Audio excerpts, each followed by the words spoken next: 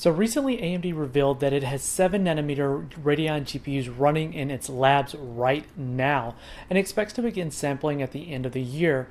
We've just come off the launch of the second generation Ryzen family of Ryzen CPUs based on the Zen Plus core and 12nm process technology, and we're already hearing more about the company's third generation chips based on the Zen 2 core and 7nm technology. Now, we're not going to go into much detail on the GPU side of the 7nm ramp. For that, you can check out yesterday's video in the corner up there. On the CPU side, however, we do have some more information that has come out at AMD's earnings call just a couple of days ago. So CEO Dr. Lisa Su revealed that the company is going to sample a 7nm server CPU later this year.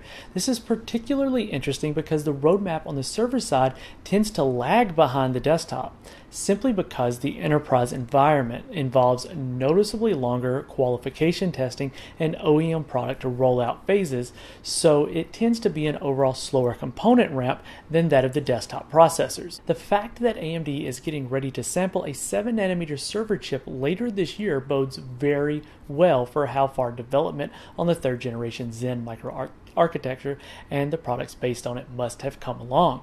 If everything goes according to plan, especially on the process maturity side of GlobalFoundries 7nm leading performance node, we should be able to see the 7nm Ryzen 3000 series on the virtual e-tailer shelves by this time next year. Now, what's really interesting in all of this is the predicament that Intel found itself in. Big Blue revealed in its own earnings call recently that it expects to begin rolling out 10nm based products sometime next year.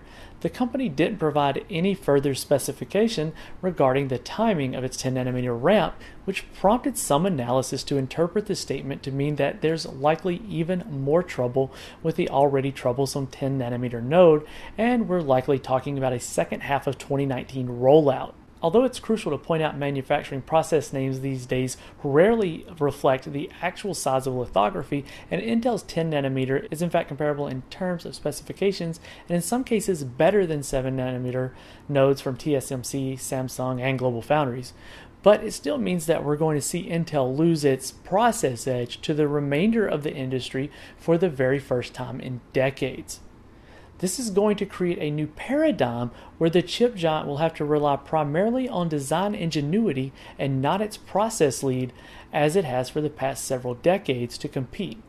Which is why, perhaps, we've seen Intel go into a frenzy of talent poaching as of late, beginning with Raja Koduri late last year and ending recently with the superstar CPU architect Jim Keller of a couple of days ago. With a reinvigorated Intel and a resurging AMD and a steadfast NVIDIA, we're witnessing the beginning of a new chapter in the pages of PC history, ladies and gentlemen, and one that looks to be the most exciting of all.